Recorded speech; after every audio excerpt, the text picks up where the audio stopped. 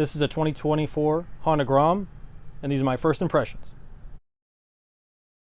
So far, I really like the size of it. It feels like it has a higher seat than the Kymco Spade, and I like the sporty looks. One thing I am concerned about is the riding position. As you can see, my legs hit the fairing here. This might be an issue while riding. The handlebars seem really close. This feels way better. This does.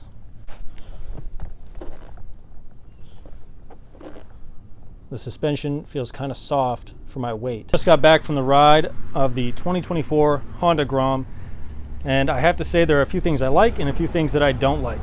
Let's start with the things I like.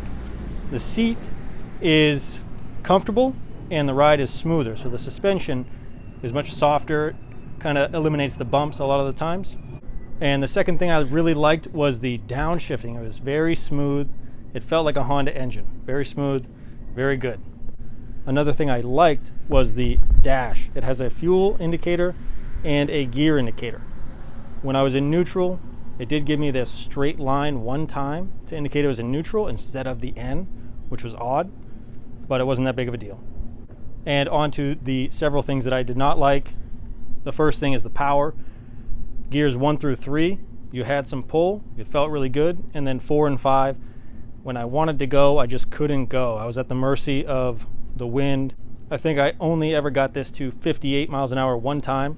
I was well below the red line, but I couldn't get it to go any faster. Another thing that I didn't really like was the handlebars were a little bit too close to my body.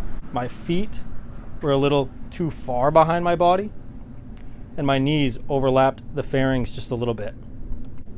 Overall, I think it's a great bike, but the price you pay for the Honda name and the quality of the engine might be a deal breaker for me. Since it is a mini bike, I would opt for something else.